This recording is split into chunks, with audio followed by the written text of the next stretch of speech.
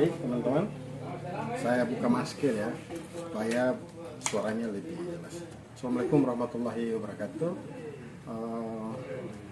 Teman-teman, sengaja kami membuat video singkat dengan bahasa sederhana ini untuk menjawab polemik kegelisahan yang muncul di masyarakat di Maluku Utara.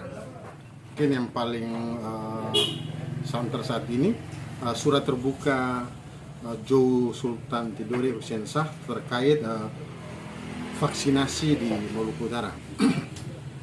Pertama, yang ingin kami jelaskan bahwa kegelisahan Joe Sultan dan kegelisahan masyarakat Maluku Utara tentunya kita harus maknai bahwa itulah kegelisahan publik yang harus membutuhkan sebuah penjelasan yang lebih komprehensif.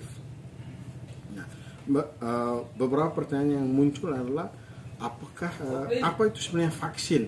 Saya pikir ada hal sederhana yang ingin saya jelaskan. Kita mulai dari apa itu vaksin. Jadi vaksin itu adalah zat atau sebuah antigen yang diproduksi dari kuman, virus atau mikroorganisme yang dilemahkan, dimatikan atau sebagiannya diambil untuk kemudian diekstraksi menjadi sebuah vaksin yang kegunaannya untuk disuntikan atau dimasukkan dalam tubuh seseorang agar menimbulkan antibodi gitu.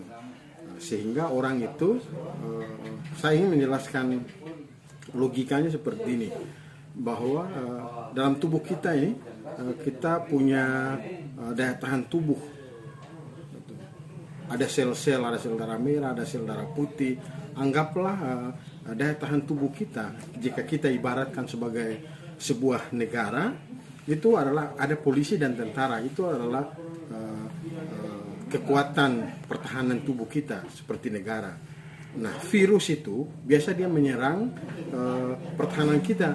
Jadi jika dia mampu melemahkan polisi dan tentara, maka musuh siapa saja bisa menyerang. Nah, logikanya sama seperti itu. Jadi vaksin itu seperti tentara dan polisi membuat latihan anti teror. Jadi vaksin itu sengaja disuntikan ke dalam tubuh kita supaya tubuh kita membentuk antibodi. Nah, sama yang saya contohkan tadi seperti di negara, karena ada polisi dan tentara, dia harus latihan. Oh, kalau menghadapi teror seperti ini, bagaimana cara penanganannya? Sehingga ada vaksin atau ada kuman yang dilemahkan atau dimatikan, disuntikan dalam tubuh supaya tentara dan polisi tahu, oh ini loh yang akan kita hadapi, musuh kita seperti ini. Nah, sehingga perlu vaksin. Maksudnya supaya kalau kita sudah punya antibodi, jika kita terpapar oleh virus yang sama, maka tubuh kita sudah siap untuk menangani virus tersebut. Nah, pertanyaan lanjut lagi, bagaimana dengan soal COVID-19 yang sementara ini menjadi trending? Apakah kita perlu divaksin? Jawabannya, kita perlu vaksin. Kenapa kita perlu vaksin? Supaya semua orang punya tubuh membentuk antibodi sehingga tercipta namanya herd immunity. Semua orang itu terlindungi gara-gara memiliki antibodi untuk melawan virus COVID-19. Sekarang di dunia itu ada kurang lebih ada 10 vaksin yang telah diciptakan oleh beberapa negara, dan Indonesia kita membeli kurang lebih ada 4 vaksin. Ada Sinovac, kemudian ada Pfizer, kemudian mungkin AstraZeneca dan beberapa jenis vaksin yang lainnya.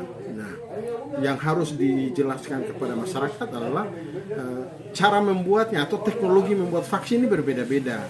Misalnya orang menggunakan tekniknya RNA, itu tekniknya berbeda dengan kalau kita menggunakan inaktif. Nah, saya mau kasih hal ini, kalau inaktif itu adalah kuman itu sudah dimatikan. Nah, pertanyaan bagaimana perbedaan antara Sinovac atau kemudian Pfizer dan sebagainya? Ternyata hanya pada soal pembuatannya. Memang mungkin Pfizer itu tingkat efektivitasnya bisa di atas 94%. Hanya saja kita belum bisa mengukur efek jangka panjang untuk teknik metode atau teknik pembuatan vaksin ini dengan RNA. Ada juga disebut dengan adenovirus. Ya, adenovirus. Ada juga dengan inaktif. Sinovac itu menggunakan metode atau teknik pembuatan vaksin dengan inaktif. Artinya virus atau kumannya itu adalah kuman yang sudah dimatikan.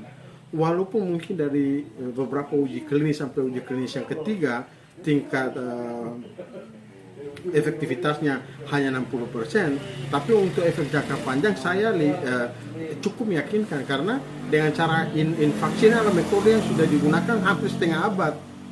Di Indonesia mungkin tahun 1980 telah diuji coba campak, vaksin campak. Coba itu menggunakan metode atau teknik pembuatan vaksin dengan inaktif atau virus yang sudah dimatikan. Nah, saat ini yang dikirim di Maluku Utara adalah Sinovac yang dari metode atau cara pembuatannya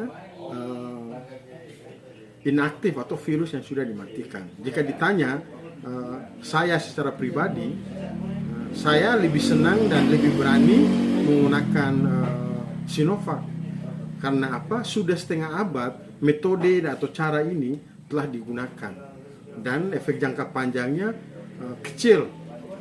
Sedangkan adenovirus maupun mRNA ini adalah metode-metode baru. Tapi poin penting yang harus kita tekankan adalah semua yang telah melalui uji-uji klinis dan diverifikasi oleh lembaga-lembaga kompeten harus kita percaya. Dan pemerintah tidak mungkin ingin mencelakakan rakyatnya. Pemerintah ingin mencari solusi terbaik untuk rakyatnya, maka kita harus menerima vaksin ini.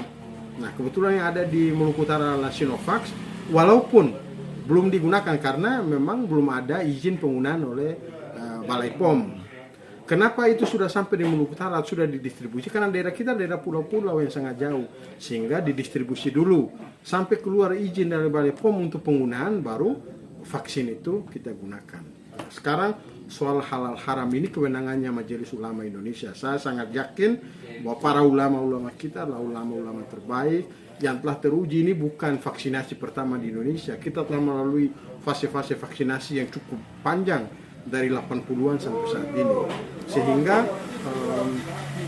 soal halal haram kita serahkan ke MUI dan pemerintah tidak mungkin mengabaikan itu.